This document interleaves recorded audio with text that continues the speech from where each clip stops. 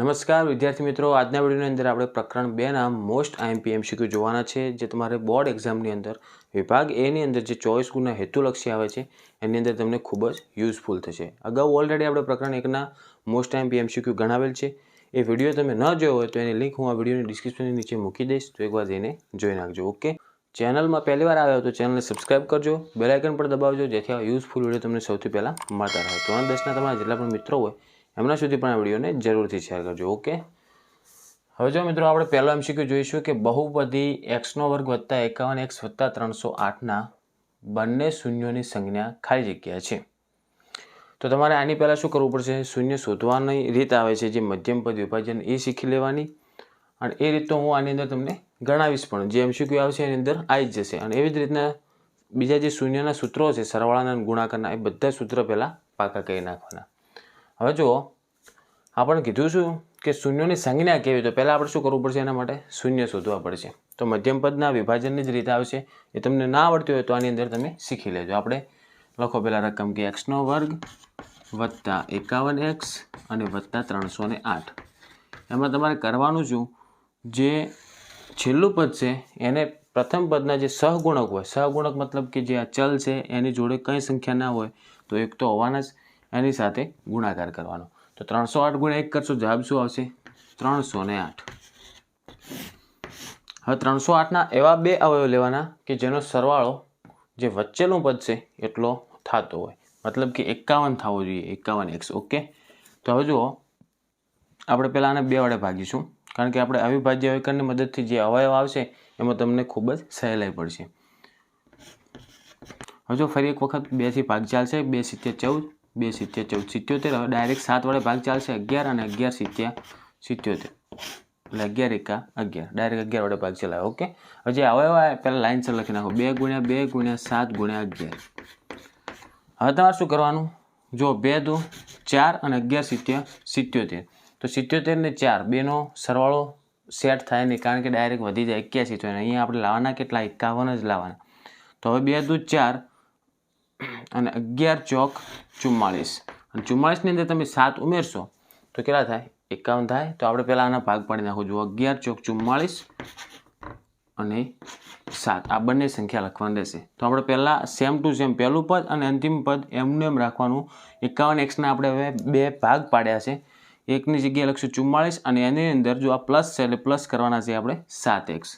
Okay, તો જો ફરી લખો, x² + પહેલાં લખો 44x, કારણ કે એનું સહગુણક શું છે? x છે, +7x અને +308. બંનેમાં જો તમે બંનેનો સરવાળો કરો ને, 44 7 કેટલા થાય? 51x જ થાય. બરાબર. હવે આ બંનેની અંદર કોમન લો, પહેલાં 2 પદની અંદર અને પાછળના 2 પદની અંદર. તો બંનેમાં કોમન શું આવશે? x આવશે. તો વધશે શું? અહીંયા x² હતો એટલે x તો વધવાના, વધતા હોયથી x જે એટલે એકલા 44 વધશે, પ્લસ હવે આ બેમાં શું કોમન નીકળે તમને યાદ ના આવે તો યાદ રાખવાનું. આવું નવું જે બીજું કાઉન્સ આવશે ને એ સેમ ટુ સેમ જ આવવું જોઈએ. જો ના આવે તો સમજી લેવાનું તમારે ક્યાંક ભૂલ છે.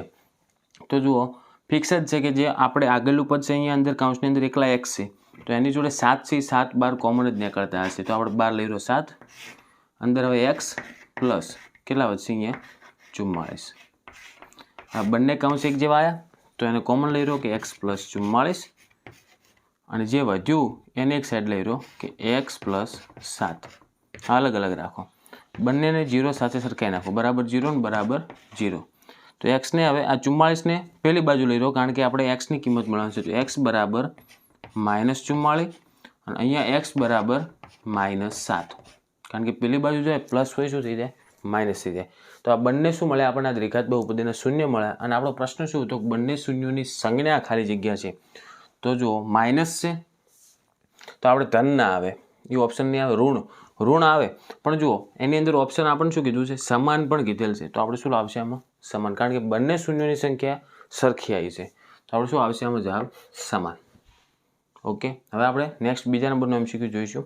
હવે બીજા નંબરના એમસીક્યુની રકમમાં જુઓ કે જેના શૂન્યનો સરવાળો અને ગુણાકાર -7 અને -10 હોય તેવી દ્વિઘાત બહુપદી ખાલી જગ્યા છે. મતલબ આપણે દ્વિઘાત બહુપદી શોધવાની રહેશે.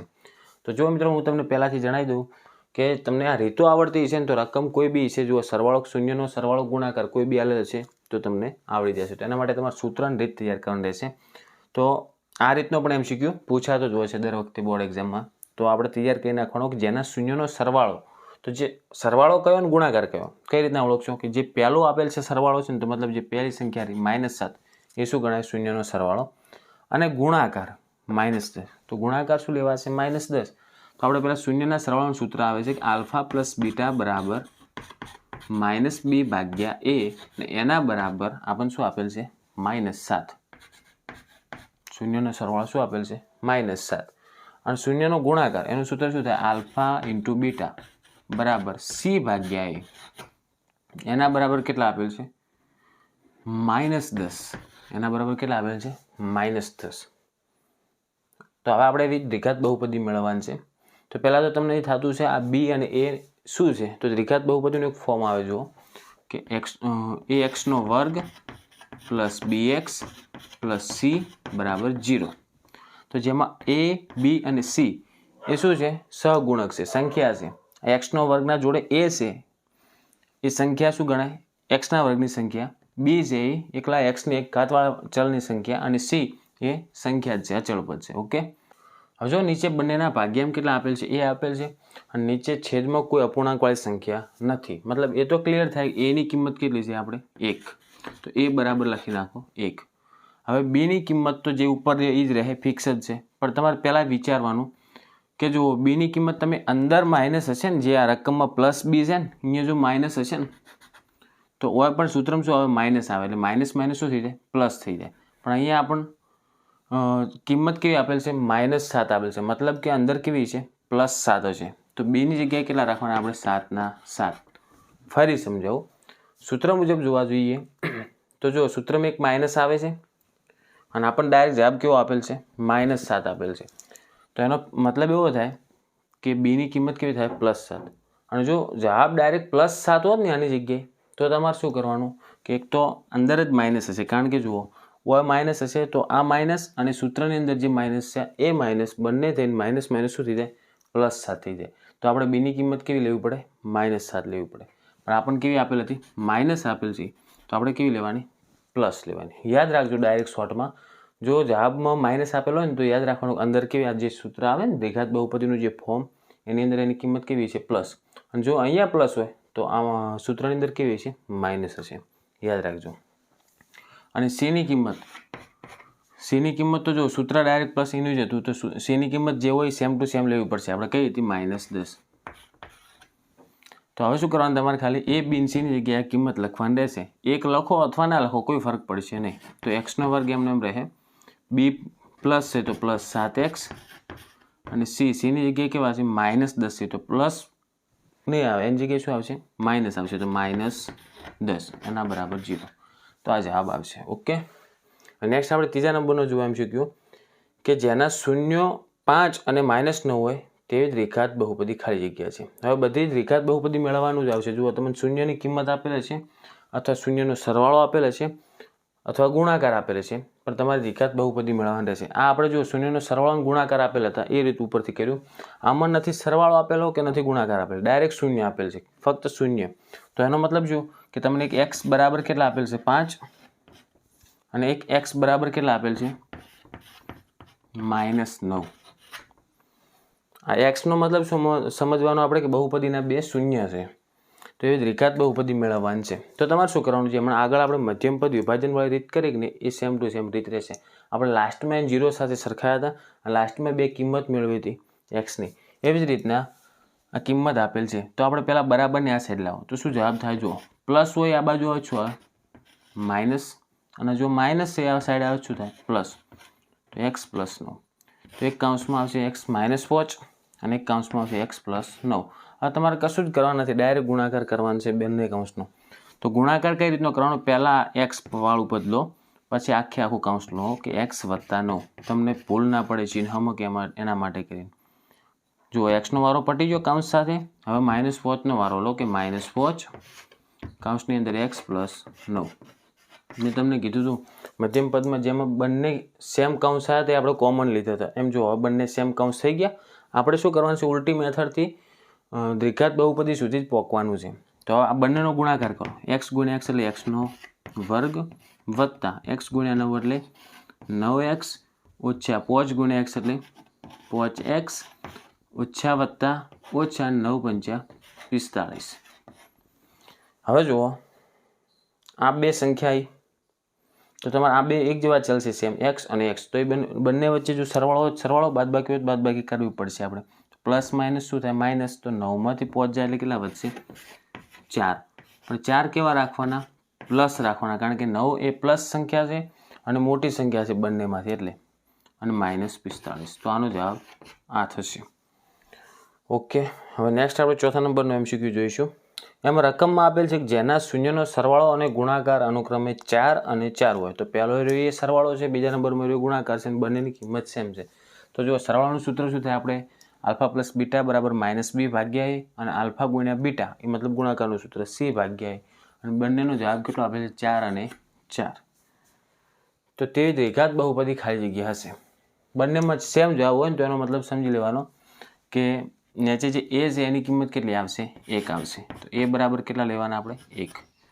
b બરાબર, હવે મેં તમને આગળ સમજાવ્યું એવી જ રીતના જુઓ. અહીંયા જો એની કિંમત પ્લસ હોય તો સમજી લેવાનું કે જે આપણે દ્વિઘાત બહુપદીનું સ્વરૂપ છે એની અંદર એની કિંમત કેવી છે? માઇનસ. તો બીની કેવી કિંમત હશે? -4. અને સીની પણ કિંમત કેવી છે?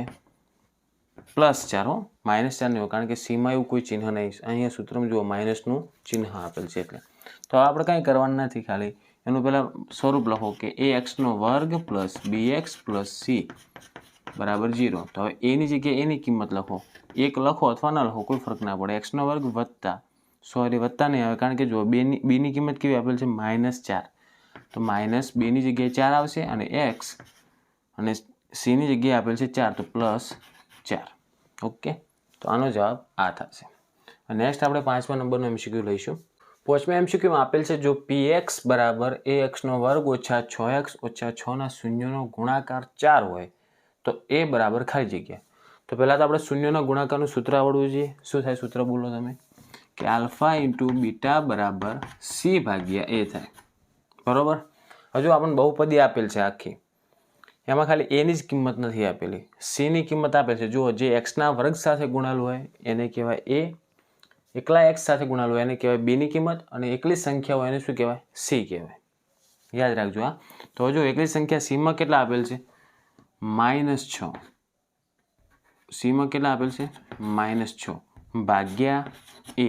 આપણે તો આટલું જ લખી શકીએ. અને આનો જવાબ આપેલ છે આપણને પહેલથી કે શૂન્યનો ગુણાકાર કેટલો કીધો? 4. તો સૂત્ર બરાબર કેટલા થાય? 4 થાય. મતલબ કે ગુણાકાર 4 થાય છે. અને આપણે કિંમત કેની મેળવવાની? ફક્ત એની મેળવવાની છે. તો આપણે એની કિંમત મેળવવી હોય તો એને બરાબરની પેલી સાઈડ લઈ જાઓ. તો જે ભાગાકારમાં છે એ શેમાં જશે? ગુણાકારમાં જશે. તો લખો -6 બરાબર 4a. આપણે એની કિંમત મેળવવાની, તો એ સાથે જે 4 ગુણાકારમાં છે એ બરાબરની આ બાજુ આવશે. મતલબ શેમાં થશે? ભાગાકારમાં થશે. તો એ બરાબર -6 ઉપર એમને એમ રહેશે ને ભાગ્યા શું થાય? 4. હવે જુઓ, આપણે પહેલાં ઉડતું એટલું ઉડાડી નાખવાનું એટલે જવાબ ઓટોમેટિક આવી જશે. બંનેમાં કોમન શું આવશે? એક જેવું 2 આવશે, કારણ કે 2 દુ 4 થાય અને 3 દુ 6 થાય. તો 2 ઉડી જાય, પણ આ 3 કેવા રહે? માઇનસ રહે, કારણ કે -6 થાય. તો ઉપર વધ્યું શું? -3, નીચે 2. તો એની કિંમત કેટલી આવે? -3/2. તો એવું ઓપ્શન કયા છે? ઓપ્શન સી જવાબ આવશે. 6ઠા નંબરના MCQ જુઓ કે દ્વિઘાત બહુપદી px બરાબર x² ઓછા 3x વત્તા 2 ના શૂન્યનો ગુણાકાર ખાલી જગ્યા છે. માર્ચ 2022ની અંદર આ બોર્ડ એક્ઝામમાં પૂછાયેલ MCQ છે. આપણે આ બહુપદીની અંદર બધી જ કિંમત તો આપેલ છે, ખાલી એનું કરવાનું શું છે? શૂન્યનો ગુણાકાર. તો સૂત્ર આર્યું જ આવશે સેમ કે આલ્ફા × બીટા બરાબર c ભાગ્યા a. હવે a કયો, b કયો અને c કયો એ ફરી તમને સમજાવું જોવાની અંદર કે જે x² છે એની સાથે જે સંખ્યા હોય અને ન હોય તો શું કિંમત આવે? 1 તો આવે જ. પછી જે x સાથે ગુણાયેલ છે એ b ની કિંમત રહેશે, અને જે એકલી સંખ્યા આપેલ છે પાછળ અચળ પદ એને શું કહેવાય? c કહેવાય. તો આપણે c ભાગ્યા a લેવાના. તો c ની જગ્યાએ કેટલા આવશે? 2 આવશે, અને ભાગ્યા a ની જગ્યાએ કેટલા આપેલ છે? કશું ના આપેલું, શું લેવાનું? 1. અને 2 ને 1 વડે ભાગો એટલે જવાબ શું રહેશે? 2 જ રહેવાનો છે. ઓકે, તો આનો જવાબ શું આવશે? એ જવાબ આવશે. એની અંદર 2 ઓપ્શન આપેલ છે. હવે જુઓ, એના પછીનો 7મા નંબરનો MCQ અને છેલ્લો MCQ જોઈશું આપણે કે દ્વિઘાત બહુપદી px બરાબર ax² + bx + c ના શૂન્યો આપેલ છે આલ્ફા અને બીટા હોય. એના શૂન્યો શું કીધેલા છે આપણને? આલ્ફા અને બીટા હોય. તો આલ્ફા + બીટા બરાબર ખાલી જગ્યા. એકદમ ઇઝી MCQ છે અને 2022ની જે બોર્ડ એક્ઝામ હતી એના અંદર પૂછાયેલો પણ છે. હવે જુઓ, શૂન્યના સરવાળો કરવાનો છે. મતલબ શું? એના શૂન્યો કહી દીધા એણે, આલ્ફા અને બીટા. તો આલ્ફા + બીટા શું થાય? તો આનું સૂત્ર આખું તૈયાર કરી લો ને, તમને તરત આવડી જાય કે આલ્ફા + બીટા બરાબર સૂત્ર શું થાય એનું?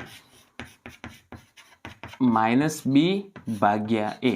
હવે આવું ઓપ્શન તમને ક્યાં દેખાય છે? જુઓ, ઓપ્શન એ ની અંદર આપેલ છે આ જવાબ. તો આનો જવાબ શું આવશે? ઓપ્શન એ આવશે. ઓકે મિત્રો, હવે જો આજે આપણે પ્રકરણ 2ના ટોટલ 7 મોસ્ટ આઈએમપી MCQ કરાવેલ છે.